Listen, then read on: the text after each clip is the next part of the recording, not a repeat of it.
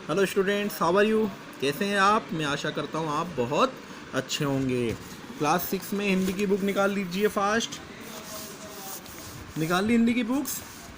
कौन सा लेसन चल रहा था? थर्ड लेसन चल रहा था ना, मधुर भाषण, मीठे शब्दों को बोलने के बारे में बताया जा रहा था ना आपको। ठीक है, लास्ट में अपन ने कहाँ ख़त्म किया था? शब्दों का जादू बड़ा ज़बरदस्त होता है। आज आगे और पढ़ते हैं मधुर भाषण के बारे में। ठीक है, आइए। मधुर वचनों के साथ यह भी आवश्यक है कि उनके पीछे भाव विशिष्ट मधुर हो, नहीं तो मुलम्मे के सिक्कों की भांति बेकार रहेंगे। एक तो कोई लोग होते हैं जो मीठा मीठा बोलते हैं, लेकिन वास्तव में वो मीठे होते नहीं हैं, केवल वो दिखावटी बनते हैं। जैसे सर मेरे घर पे आना ना, सर मैं ऐसा करूँगा, सर मुझे बहुत याद आती है, या किसी से अपन कहते हैं कि आप आते ही नहीं हो, फलाना नहीं करते, और जब वो आ जाता है तो फिर उसको अपन आवभगत नहीं करते हैं, उसका सत्कार नहीं करते हैं, उसको समय नहीं देते हैं, उससे ढंग से बात नहीं करते हैं, तो फिर मधुर वचनों का क्या महत्व आ जाएगा? आदमी सोचेगा कि बस ये तो दिखावटी बात करता है, जब वास्तविकता में इसके पास जाते हैं तो ये कोई महत्व या कोई अपन को मान सम्मान नहीं देता है। तो इसीलिए कह रहे हैं कि मधुर वचनों के साथ यह भी आवश्यक है कि उसके पीछे भाव भी शिष्ट और मधुर हो। अगर आप मधुर वचन बोल रहे हैं तो आपका व्यवहार भी अच्छा होना चाहिए, नहीं तो मुलम्मे के सिक्कों की बात ही बेकार रहेगा। मुलम्मे के सिक्के मतलब आपने सिक्कों पे कितनी भी चांदी पॉलिश, कितनी भी चमक लगा रखी है, अंतोगत्वा वो चमक तो हटेगी हटेगी, और सिक्का तो आपको वैसा ही नजर आएगा जो अपने असली धातु रूप में होगा। तो मुलम्मे के सिक्कों की बात ही बेकार रहेगा। आपका व्यवहार, आपका मधुर भाषण केवल तभी काम आएगा जब आपका व्यवहार भी मधुर होगा, नहीं तो फिर वो आपका भाषण, आपकी बोली जो मधुर है वो भी काम नहीं आएगी। हृदय की मलिनता और मधुर वचनों का योग नहीं हो सकता। आप बोलते क्या है और मन में सोचते क्या है, इन दोनों का मेल नहीं हो सकता। तो जो बोलते हैं, जो सोचते हैं, जो बोलते हैं और जो मन में रखते हैं, वह दोनों का मेल करना बहुत आवश्यक होता है। वचन के अनुकूल जब कर्म होते हैं तब मनुष्य वंद्य होता है। वचन के अनुकूल जो व्यक्ति जैसा बोलता है, अभी अपन कह रहे हैं सिगरेट नहीं पीनी चाहिए, जर्दा नहीं खाना चाहिए, और फिर अपन ने पता पड़ा कि अपन ही सिगरेट पी रहे हैं और जर्दा खा रहे हैं, तो फिर अपने वचन और कर्म तो अलग अलग हो गए ना।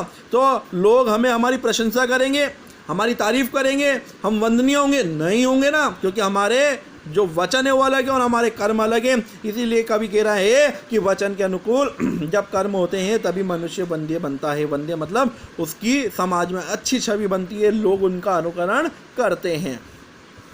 मनुष्य के चरित्र के असली परिचायक तो उसके कर्म भी होते हैं। बिल्कुल, कर्मों से ही तो ये दुनिया चल रही है, कर्मों को ही तो अपन सब भोग रहे हैं। अच्छे कर्म के अच्छे नतीजे निकलते हैं और बुरे कर्म के बुरे नतीजे निकलते हैं। किंतु बिना मधुर वचनों के लोग दूसरों के सद्व्यवहार का भी लाभ नहीं उठाना चाहते हैं। दूसरा भले कितना ही अच्छा आदमी है, लेकिन बोलता बहुत कड़वा है, तो भी उसका कोई लाभ नहीं उठाना चाहता है, क्योंकि वो जानता है कि इसके वचन बहुत कड़वे होते हैं। कोई अपनी हेल्प करता है, ठीक है ना, लेकिन वो बहुत कड़े कड़े शब्द, बहुत अच्छे शब्द नहीं बोलता है, बहुत बेकार शब्द बोलता है, तो अपन क्या करते हैं? अरे हमें तो नहीं लेनी आपकी हेल्प, मना कर देते ना। क्यों मना करते हैं? क्योंकि उसके मधुर वचन नहीं होते, मधुर भाषण नहीं होता है। मानो ही महता धनम, मानो ही महता धनम, मान ही बड़े आदमियों का धन होता है। बड़े आदमी पैसों से नहीं बनते, बड़े आदमी पैसों से नहीं बनते हैं, केवल मान सम्मान से आदमी बड़ा बनता है। मान ही बड़े आदमियों का क्या होता है? धन। जो अपने आप को बड़ा समझता है उसके पास मान सम्मान होना चाहिए, वही उनका असली धन होता है।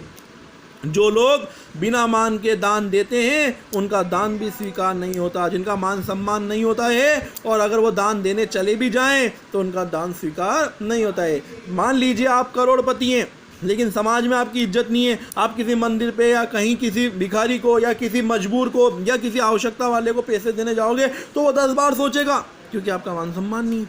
और मान सम्मान नहीं है तो वो लेने से पहले सोचेगा, और हो सकता है कि वो आपके दान को अस्वीकार भी कर दे। इसीलिए मान अगर नहीं है तो दान भी आपके स्वीकार नहीं होंगे। मान का पाना ही बहुत होता है। अगर आपने मान पा लिया, सम्मान पा लिया, तो पैसा कुछ भी नहीं होता है। मान और सम्मान ही सबसे महत्वपूर्ण होता है। और रहीम के शब्दों में, अमी पियावे मान बिनु सो नर मोही न सुहाए।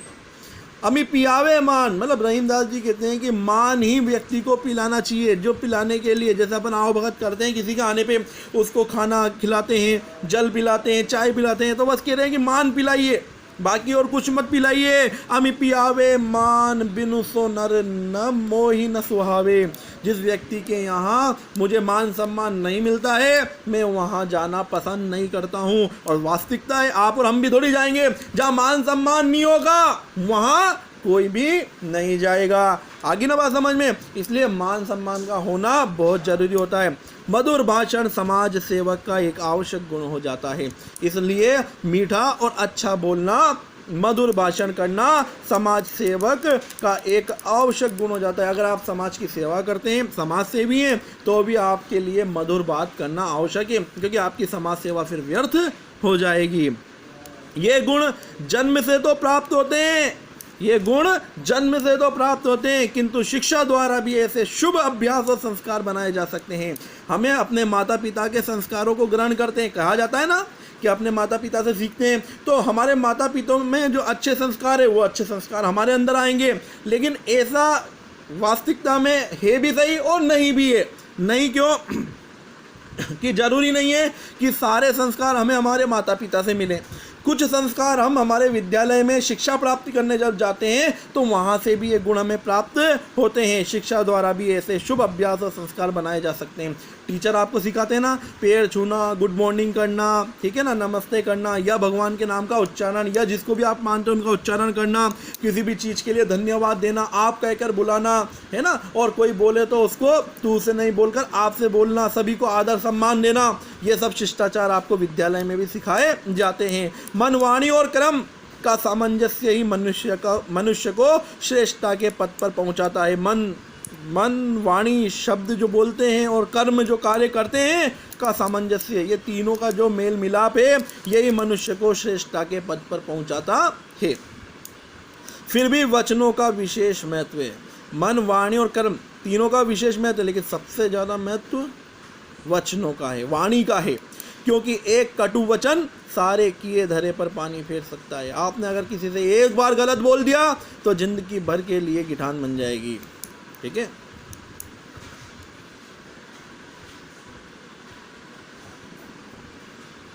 यद्यपि यह ठीक है कि दुधारू गाय की 2 लातें भी सहन की जाती हैं। वैसे तो कहा जाता है कि जो हमें कुछ देता है अगर वो 2 कड़वे वचन बोल भी दे तो भी हमें बर्दाश्त करनी पड़ती है। मान लीजिए कोई, इसका कहने का तात्पर्य दुधारू गाय की 2 लातें, जब किसान भाई गाय से दूध निकालते हैं तो कई बार गाय लात मार देती है और उनको वो सहन करना पड़ता है क्योंकि उनको दूध चाहिए। ऐसे ही जब कोई व्यक्ति हमारी हेल्प करता है तो हेल्प के पीछे अगर वो हमें 2 कड़वे वचन बोल भी देता है तो भी हमें बर्दाश्त करना पड़ता है क्योंकि हमें उसकी हेल्प चाहिए।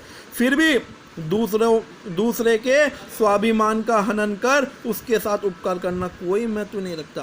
पहले तो उसे लज्जित कर दो, है ना, उसकी मजबूरी को बुरी तरह से आप हंसी मजाक में उड़ा दो और फिर उसकी हेल्प करो, तो वो उपकार किस काम का। सामने वाले का तो तिरस्कार कर दिया, आप बिना तिरस्कार के उसकी सहायता करें तो फिर भी बात बनती है। तिरस्कार करके सहायता या उपकार करना कोई महत्व नहीं रखता। वाणी की मधुरता के साथ विनयपूर्ण व्यवहार की भी आवश्यकता है। वाणी अगर अच्छी है उसके साथ व्यवहार भी आपका अच्छा होना चाहिए। आपने भी देखा ना, अब आपका मन में करता है यार कोई विकलांग है या कोई गरीब है, वो भीख मांगना है, आप उसको देते हो लेकिन यूँ फेंक देते हो।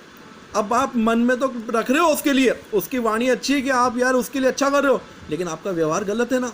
तो ऐसा नहीं है कि वाणी अच्छी और व्यवहार गलत हो, वाणी और व्यवहार दोनों अच्छा होना चाहिए। विनयपूर्ण व्यवहार ही शिष्टाचार है, और शिष्टाचार क्या होता है, विनयपूर्ण व्यवहार। आपका व्यवहार कैसा है वही आपका शिष्टाचार है। शिष्टाचार का अर्थ लोगों को दिखावा या तकल्लुफ मानते हैं। लोग क्या मानते हैं कि शिष्टाचार का मतलब है दिखावा या तकल्लुफ करना, ये गलत है। जैसे कोई हमारे यहाँ आता है, हम हाथ जोड़ते हैं, आइए सर बैठिए, विराजिए, लोग कहते हैं दिखावा है, ये दिखावा नहीं है, ये शिष्टाचार है और ये हमें कभी नहीं छोड़ना चाहिए और नहीं कभी ये समझना चाहिए कि तकल्लुफ है ना, हम तकलीफ ले रहे हैं। कोई तकलीफ नहीं है। शिष्टाचार तो परमात्मा के ज़माने से, त्रेता द्वापर युग सतयुग के ज़माने से चला हुआ आ रहा है, तो हम कलयुग में शिष्टाचार को कैसे छोड़ दें।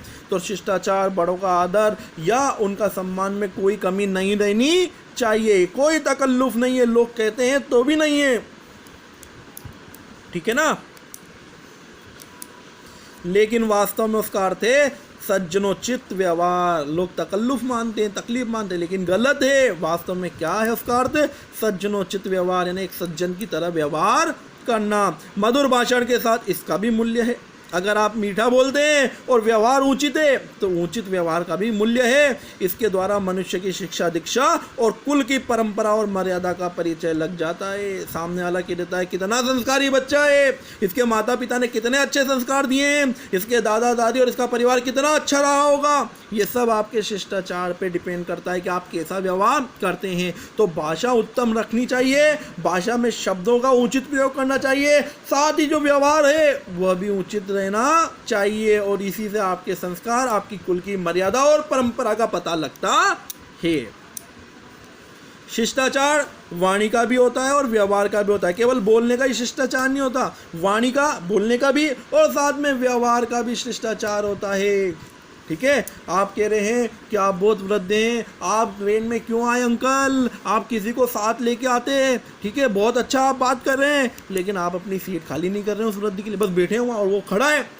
तो व्यवहार शिष्टाचार नहीं हुआ ना, वाणी शिष्टाचार हुई। तो दोनों शिष्टाचार होने के लिए आपको अपनी सीट खाली करके उनको बिठाना पड़ेगा, तब पता पड़ेगा कि वाणी और शिष्टाचार दोनों सही हैं। ठीक है, अब नेक्स्ट वीडियो में